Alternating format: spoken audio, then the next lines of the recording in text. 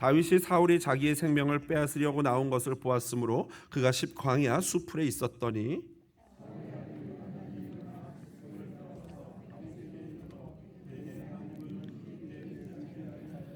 곧 요나단이 그에게 이르기를 두려워하지 말라. 내 아버지 사울의 손이 내게 미치지 못할 것이요 너는 이스라엘 왕이 되고 나는 내 다음이 될 것을 내 아버지 사울도 안다 하니라. 언약하고 다윗은 수풀에 머물고 요나단은 자기 집으로 돌아가니라. 그때 10사람들이 기브아에 이르러 사울에게 나와 이르되 다윗이 우리와 함께 광야 남쪽 하길라산 수풀 요새에 숨지 아니하였나이까.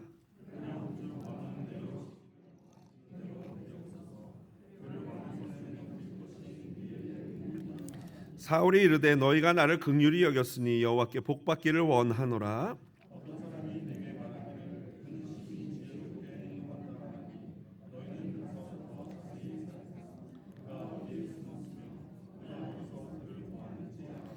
그가 숨어있는 모든 곳을 정탐하고 실상을 내게 보고하라. 내가 너희와 함께 가리니 그가 이 땅에 있으면 유다 몇 천 명 중에서라도 그를 찾아내리라 하더라.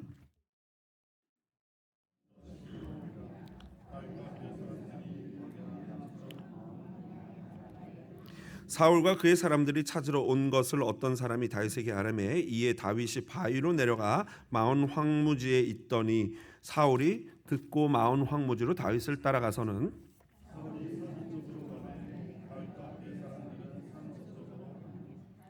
사울을 두려워하여 급히 피하려 하였으니 이는 사울과 그의 사람들이 다윗과 그의 사람들을 에워싸고 잡으려 함이었더라. 전령이 사울에게 와서 이르되 급히 오소서 블레셋 사람들이 땅을 침노하나이다.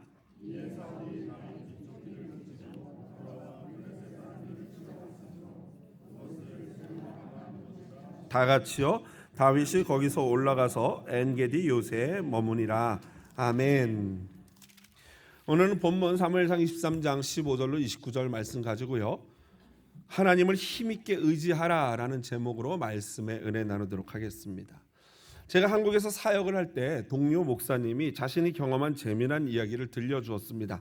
햇살이 눈부신 어느 날 그 목사님이 구역을 함께 담당하는 파트너 여전도사님과 함께 새롭게 등록한 분을 신방을 갔다고 합니다. 그런데 그 집에 딱 들어가니까 집이 너무 어둡더래요. 그래서 좀 실례지만 성도님께 죄송하지만 좀 집이 어두운 것 같은데 불을 좀 켜주시겠습니까? 라고 부탁을 했대요. 그랬더니 전도사님이 옆에서 툭 치면서 목사님 선글라스를 벗으시면 될 것 같은데요. 날씨가 너무 좋아서 운전하고 가면서 선글라스를 끼고 갔는데 그걸 깜빡하고 선글라스를 끼고 목사님이 신방을 쑥 들어간 거예요. 그리고 남 보고 너무 어둡다 불 켜라 그런 말을 했던 것이죠. 저도 이 이야기를 그 친구에게 듣고 한참을 웃었습니다. 인제대학교 정신의학과 외래 교수이자 이 개인 병원장이고 요즘 인기 강사인 김민철 박사는요. 나를 돌보는 마음이라는 책에서 형제의 눈에 있는 티만 보는 자들에게 자신의 눈에서 먼저 들보를 빼라고 말씀하신 예수님의 말씀 마태복음 7장 3절로 5절 말씀이죠. 이 말씀을 인용하면서 김민철 원장이 다음과 같이 기록하고 있습니다. 같이 한번 읽어보겠습니다. 들보는 일종의 선글라스입니다. 외부 대상을 있는 그대로 정확히 볼 수 없습니다. 들보는 사랑을 베풀어야 할 대상이 미워 보이게 만듭니다. 참 곱씹어 보게 되는 말이죠. 들보는 일종의 선글라스입니다. 들보가 내 안에 있다면 외부 대상을 있는 그대로 정확히 볼 수 없습니다. 들보는 사랑을 베풀어야 할 대상을 미워 보이게 만듭니다. 내가 어떤 선글라스를 끼고 있는가? 상처가 많고 자아상의 왜곡이 심할수록 우리의 내면에는 들보가 많을 수밖에 없습니다. 김민철 박사에 의하면요, 들보는 내 안에 있는 사랑 이외의 모든 것이라고 합니다. 즉 죄, 오해, 선입견, 질투, 시기, 미움 등등인 것이죠. 우리는 내가 경험하고 내가 깨달은 것만 그것이 나만의 잣대가 되어서 그것을 가지고 다른 사람을 바라보는 것이죠. 그래서 여러분 트라우마라는 것이 좋지 않은 것입니다. 트라우마는요 하나님과 세상, 사회, 타인에 대한 왜곡된 생각과 감정을 가지게 만들고 그리고 그것을 진짜다, 그게 객관적인 사실이다 라고 믿게 합니다. 그래서 실제로 어릴 때 사랑받으면서 자란 아이는요, 자신에 대한 긍정적인 마음을 갖는다고 합니다.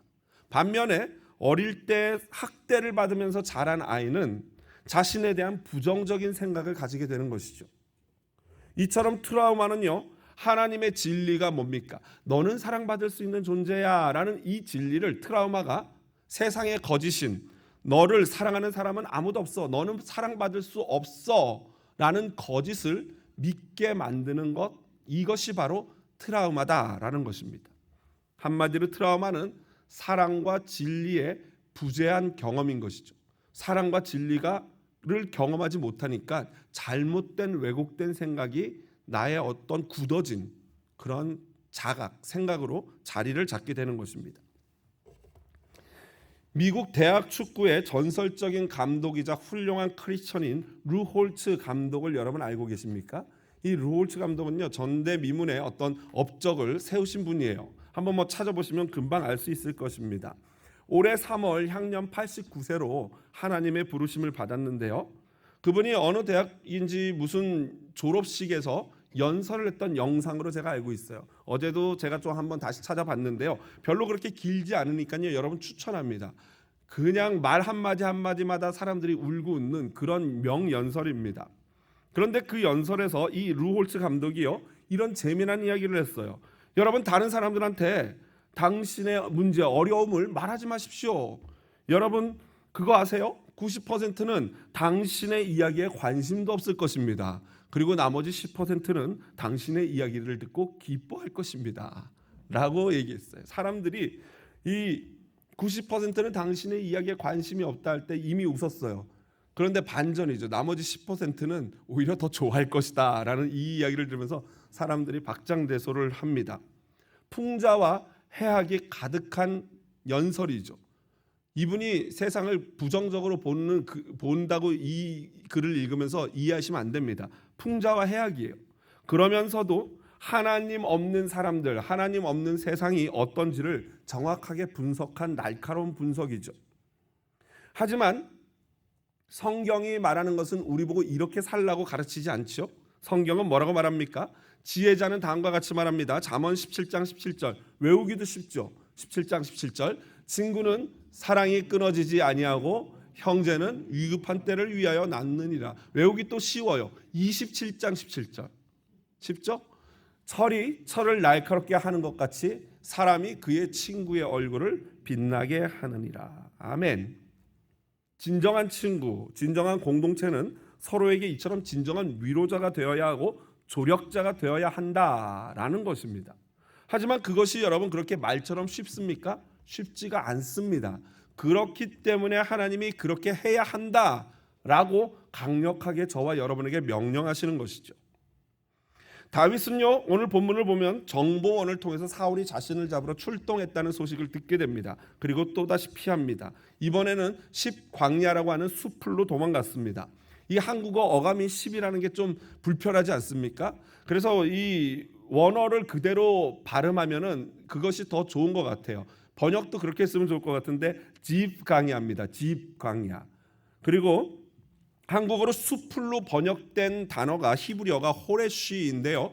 그 의미가 숲풀이라는 단어예요. 그런데 많은 번역본들, 영어 번역본이나 다른 번역본들을 보면요, 이 호레쉬를 그대로 호레쉬라고 번역을 합니다. 그러니까 고유 명사가 된 거죠. 그래서 다시 정리해드리자면 집 광야에 있는 호레쉬 숲풀이라고 번역하는 것이 훨씬 더 원문에 가까운 번역이라고 할 수 있습니다. 그래서 저는 오늘 설교에서 이 지명을 집 광야 호레쉬 숲풀이라고 표현하도록 하겠습니다. 요나단 역시도요, 다윗이 이 집 광야 호레쉬 숲풀에 숨어 있다는 정보를 받고 다윗을 찾아오게 됩니다. 하지만 안타깝게도 이것이 두 사람의 마지막 만남이죠. 아주 짧은 만남이었지만 이 만남의 이야기에서 우리는 하나님을 믿는 공동체가 추구해야 할 관계가 무엇인지 높은 기준을 배우게 됩니다. 반면에 집 사람들은요, 기브아까지 찾아가서 사울에게 다윗에 대한 정보를 공유합니다. 요나단과 그와 반대되는 집사람들을 비교 분석하면서 우리는 진정한 친구, 진정한 조력자는 어떤 사람이어야 하는지 함께 살펴보도록 하겠습니다. 우리는 서로 공동체에서 관계를 맺을 때 서로가 서로에게 요나단과 같은 존재가 되어야 한다는 것을 이미 배웠습니다. 그렇다면 요나단과 같은 사람은 어떤 사람인가? 다양한 특징이 있고 사무엘상 전반부에서 또 배웠지만 오늘 본문에서는요 16절 마지막 부분에 잘 나타나 있습니다. 그것은 친구나 가족, 다른 사람들이 하나님을 힘있게 의지하도록 돕는 사람, 그 사람이 바로 요나단과 같은 사람인 것입니다. 17절을 보면요 곧이라고 나와요. 그러니까 16절과 이렇게 이어지죠. 다윗에게 이르러 그에게 하나님을 힘있게 의지하게 하였는데, 곧 하나님을 힘있게 의지하도록 요나단이 도왔는데 어떻게 도왔는가가 바로 17절의 내용이다라는 거예요. 그러면 요나단이 도운 방식 17절을 살펴보면 그 방식을 알 수 있겠죠. 요나단은 자신의 아버지 사울에게 쫓기면서 마음이 아주 쪼그라들어 있는 다윗을 이렇게 위로합니다. 먼저는 나의 아버지 사울의 손이 너에게 미치지 못할 것이니 두려워하지 말라. 두 번째는 너는 이스라엘의 왕이 되고 나는 내 다음이 될 것을 내 아버지 사울도 안다라고 말해요. 여러분 요나단의 위로가 보이십니까? 그냥 괜찮아, 아무 일 없을 거야, 뭐 이렇게 위로하지 않아요. 너는 힘들지 않아, 괜찮은 거야, 이 정도면, 뭐 이렇게 감정적으로 위로하지 않아요. 뭐라고 위로합니까? 정확하게 영적인 상황을, 객관적인 사실을 다시 한번 알려줍니다. 물론 때로는 우리는 그 마음을 읽어주는 위로도 필요합니다. 하지만 진정한 위로란 그런 게 아니죠. 객관적인 사실을 다시 한번 상기시켜 줌으로 말미암아 근원적인 힘을 다시 얻게 하는 것이죠. 특별히 주목해야 될 게 뭐냐면요, 하나님을 힘있게 의지하게 하였다라는 이 구절의 원어입니다. 개역개정 번역이 이 부분이 약간 아쉬운데요, 그 원어를 그대로 직역하면 이런 의미예요. 그의 손을 여호와 안에서 힘있게 하였다. 그의 손을 여호와 안에서 힘있게 하였다. 번역의 느낌이 약간 다르죠. 그에게 하나님을 힘있게 의지하게 하였다와 그의 손을 하나님 안에서 힘있게 하였다는 다른 번역이죠. 그래서 대부분의 영어 성경들은 in이라는 전치사 내지는 through라는 전치사를 사용하여 번역하고 있습니다. 더 원문에 가까운 번역이죠. 진정한 친구는 그러니까 그냥 나를 위로하는 게 아니라 하나님 안에서 또는 하나님을 통하여 위로하는 사람인 줄로 믿습니다. 그저 감정적인 위로가 아닌 지금 벌어지고 있는, 너에게 지금 일어나고 있는 이 상황이 하나님 안에서 어떤 의미가 있다는 것을 상기시킴으로 말미암아서 상대방이 다시 근본적으로 하나님을 의지하며 힘을 낼 수 있게, 믿을 수 있게 돕는 것이죠. 그리고 나서 요나단은 다윗과 다시 한번 여호와 앞에서 언약을 합니다. 이미 두 번이나 언약을 했지만 여전히 그 언약이 유효하다라는 것을 확인하는 것이죠. 여기서 또 중요한 단어가 나옵니다. 18절 중간 앞부분에 보면요, 두 사람이 어디서 언약을 합니까? 여호와 앞에서. 여호와 앞에서. 그저 시중에 돌아다니는 싸구려 인간적인 우정을 말하는 게 아니에요. 술 친구 같은 그런 우정이 아니에요. 여호와 앞에서라는 거예요. 유진 피터슨 목사님이 이에 대해서 너무나도 잘 설명해 주셨습니다. 같이 한번 차근차근 읽어보겠습니다. 이 두 사람은 하나님과 교제하는 본질적이며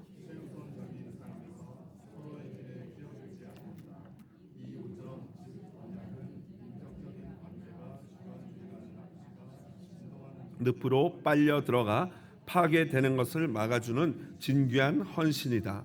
언약은 애정을 위해 다른 사람에게 시간을 내고 개인적인 편리함 또는 사회적, 정치적 유익을 위해 상대방을 이용하지 않도록 도와준다.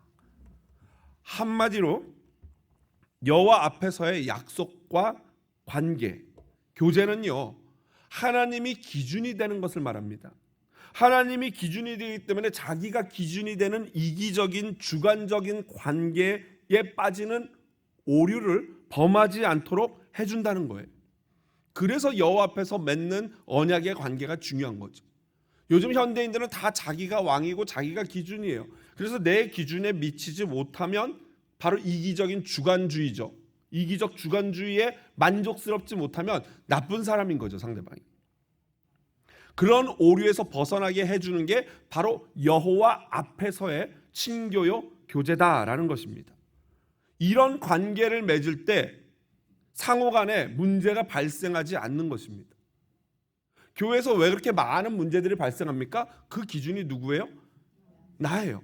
이기적 주관주의에 빠져서 관계를 맺으려고 하다 보니까 저 사람은 나에게 나쁜 사람이 되는 거죠. 그러나 하나님 앞에서 관계를 맺기 시작하면 우리는 선을 지키게 됩니다. 진정한 친구는요, 선이 없는 게 아니에요. 진정한 친구는 적절한 선이 있습니다. 그리고 그 선의 기준이 누구예요? 하나님인 줄로 믿습니다. 하나님이 가라는 곳까지, 하나님이 도우라는 곳까지, 하나님이 멈추라는 곳까지가 바로 그 선인 것이죠.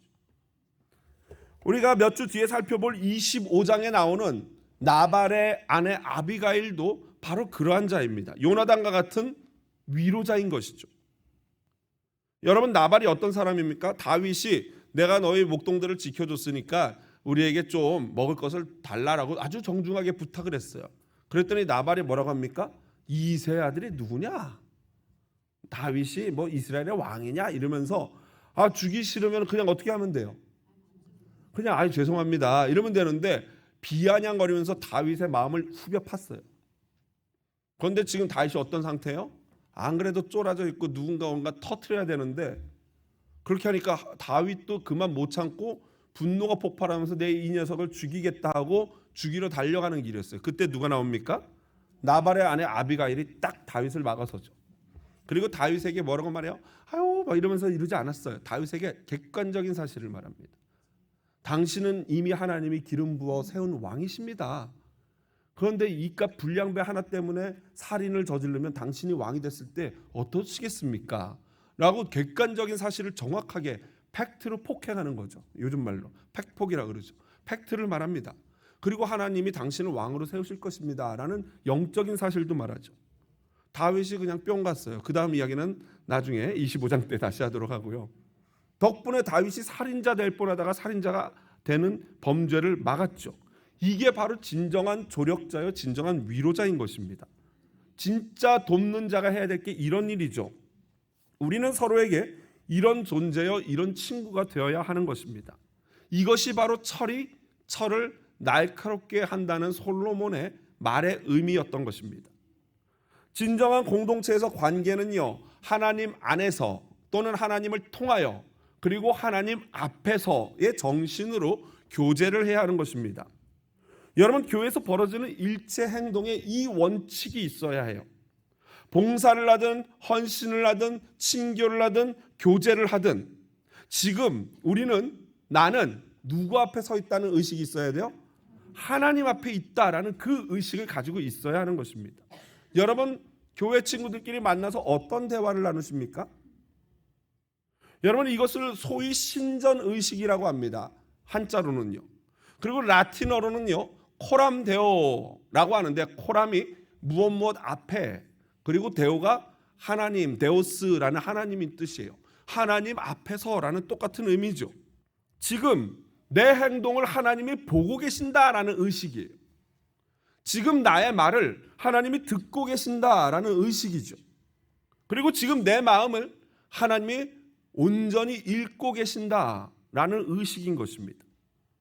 여러분, 우리가 그렇게 하나님을 의식한다면 저와 여러분의 행동은 아마 지금과는 많이 어때요? 달라질 것입니다. 그리고 그런 자들이 바로 요나단이나 아비가일과 같은 하나님 안에서 진정한 위로자여 조력자가 될 수 있는 것입니다. 그런데 안타깝게도 사실 우리 주변에는요, 요나단이나 아비가일 같은 사람보다 어떤 사람들이 많아요? 집 사람들 같은 사람들이 많아요. 집 사람들은 어떤 사람들입니까? 사실 이 사람들은요, 다윗과 같은 유다 지파예요. 그럼 누구 편 드는 게 인간적으로 옳습니까? 다윗이죠. 그런데 같은 지파라서 편드는 게 아니라 이미 누가 기름 부어서 하나님이 이 다윗을 왕으로 세웠습니까? 하나님이세요. 그러면 당연히 같은 유다 지파로서 다윗의 편을 드는 게 옳은데 이 집 사람들은요 사울의 편을 들죠. 아비가일의 남편 나발도요 사실은 이 집사람과 같은 지파예요. 이 사람들은 누구의 후손이냐면 그 유명한 갈렙의 후손이에요. 여러분 갈렙 아시죠? 12명의 정탐꾼 중에서 유일하게 두 사람만 하나님의 비전을 가지고 가나안 땅을 봤어요. 여호수아 갈렙이죠. 유다 지파의 수장이었고 너무나도 믿음 좋은 믿음의 사람이었어요. 명문 가문이 갈렙 지파죠. 그런데 그런 지파에서 나발과 같은 불량배가 나온 거예요. 집사람들과 같은 이상한 사람들이 나온 거예요. 지금 이 사람들은 뭐에 빠져 있습니까? 아마도 유다 지파에서 자기네가 왕이 돼야 되는데 다윗이 왕이 된 게 굉장히 못마땅했던 것 같아요. 그들은 적극적으로 사울의 편에 서서 다윗을 제거하는데 힘을 쏟습니다. 그들이 사울에게 말하는 걸 보십시오. 20절에 보니까 이렇게 돼 있어요. 그러한즉 왕은 내려오시기를 원하시는 대로 내려오소서. 그를 왕의 손에 넘길 것이 우리의 의문이다. 도대체 이들이 다윗과 어떤 억하심정이 있길래 이렇게까지 말하는 걸까요? 원문을 직역하면 더 가관입니다. 원문, 히브리어 원문을 그대로 직역하면 이래요. 당신의 혼의 모든 욕망을 위하여 오 왕이시여 당신은 내려와야 하나이다. 지금 이 사람들이 진정한 친구로 보여집니까? 사울에? 어때요? 왕의 저급한 시기심과 질투심에 뭐 하는 거예요? 불을 지르고 기름 붓고 있는 꼴이죠. 마치 몇 주 전에 도액과 같은 그런 사람들인 거예요. 이런 사람들은 조력자가 아니고 위로자가 아니고 사실은 사탄과 같은 사람이죠. 하지만 이미 망가질 대로 망가져버린 사울은요 분별하지 못해요. 뭐라고 대답합니까? 오히려 집 사람들을 칭찬합니다. 21절입니다. 같이 한번 읽어볼까요? 뭐라고 칭찬합니까? 나를 긍휼히 여겼으니 여호와께 복받기를 원하노라. 여기는 아멘 하시면 안 돼요. 속으시면 안 돼요. 지금 너무나도 어처구니 없죠? 지금 하나님이 기름 부어 세운 다윗을 대적하는 집사람들에게 사울이라는 사람이 여호와께 복받기를 원하노라 하고 여호와의 이름으로 복을 빌고 있어요. 여러분 하나님이 이 말 들었겠지요. 들으셨겠죠. 뭐라 그러셨을 것 같습니까? 이 죄송한 표현이지만 죄송한 표현입니다. 용서하고 들으십시오. 아마 하나님이 이러셨을 것 같아요. 놀고들 있네. 그죠? 사람들이 그래요. 자신들의 주관과 자신의 생각과 자신의 뜻대로 하면서 내가 원하는 대로 하면서 거기다 뭘 갖다 꽂습니까? 하나님의 이름을 갖다 내 이름을 탁 꽂는 거예요. 여호와께 복받기를 원한다. 서로 전혀 하나님과 상관없는 일을 하고 있어요. 아니 상관없는 일이 아니라 하나님을 오히려 대적하는 일이죠. 그러면서 본인들끼리는 하나님의 이름으로 서로를 축복하니 이 얼마나 어처구니 없는 일입니까? 사울은 이처럼 누가 그 사람을 괴롭히는 게 아니라 스스로 자기의 삶을 들볶고 있는 사람이에요. 그는 지금 누구와 싸우고 있어요? 하나님과 싸우고 있는 거예요. 그는 지금 또 하나님의 사람 다윗과 싸우고 있고요. 그리고 하나님의 백성을 범죄하게끔 만들고 있습니다.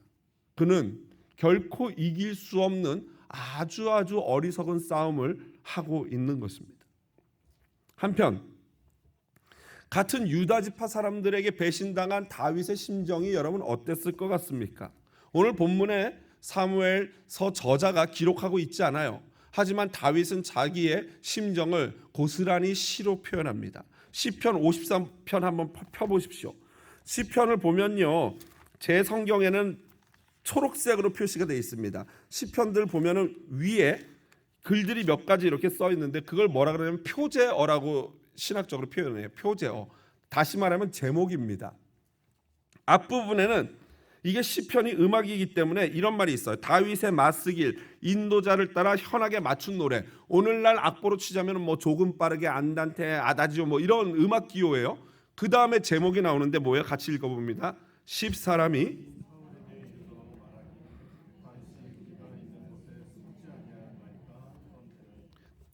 어느 때 지은 시예요? 오늘 본문을 전후해서 다윗이 이 54편 시편을 기록했다라는 것입니다. 그러니까 이 시편에는요, 얼마 전에 요나단이 와서 하나님의 객관적인 눈을 가지고 다윗을 위로하고 간 다음에 이 집사람들이 사울에게 이런 보고를 했다는 소식을 들은 다윗이 마음의 안타까움을 가지고 이 노래시를 지었던 것입니다. 같이 한번 읽어보겠습니다. 좀 7절밖에 안 되니까요, 같이 차근차근 읽어봅니다. 하나님이여 주의 이름으로 나를 구원하시고 주의 힘으로 나를 변호하소서. 하나님이여 내 기도를 들으시며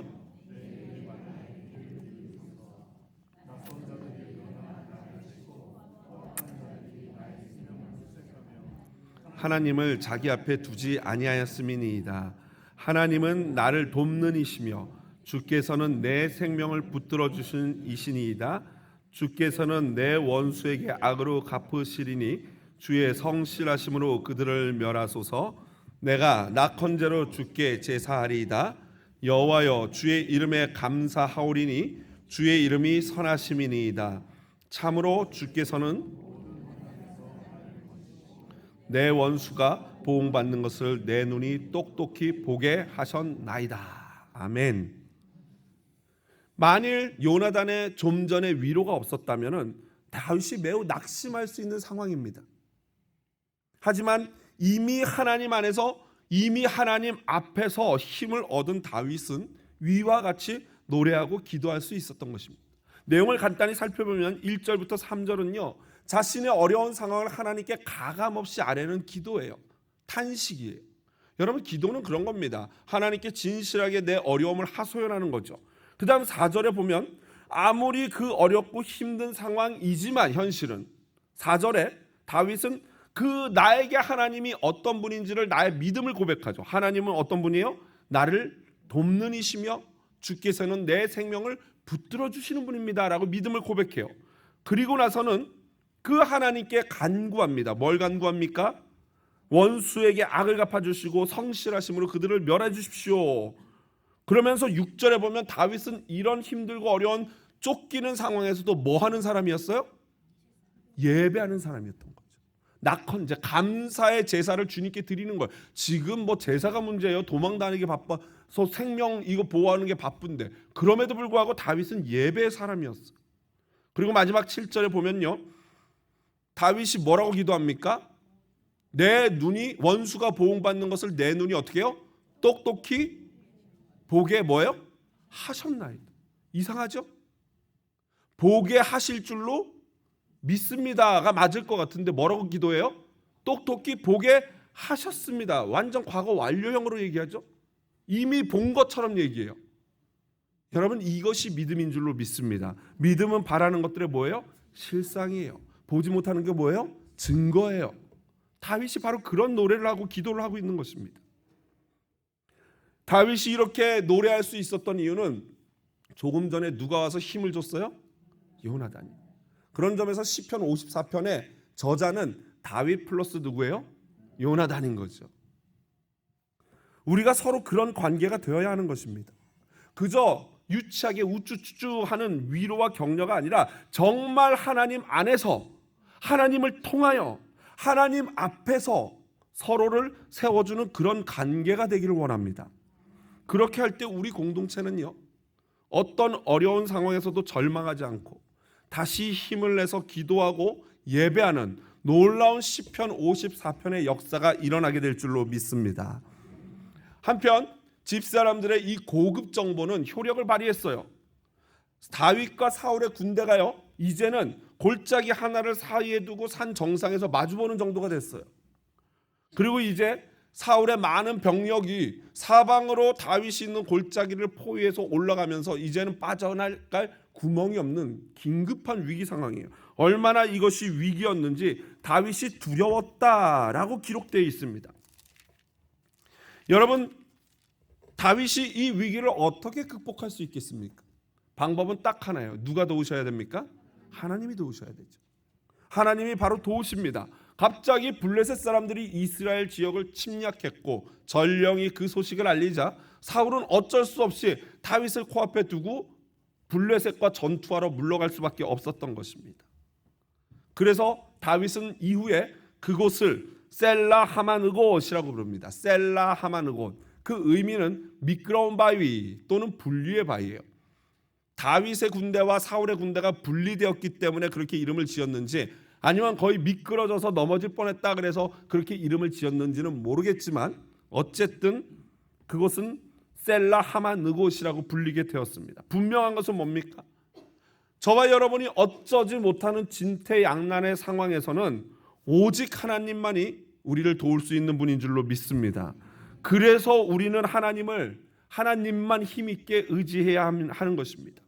또한 하나님 안에서 하나님을 통하여 서로 힘있게 하도록 돕는 그런 자가 되어야 할 줄로 믿습니다. 말씀을 정리합니다.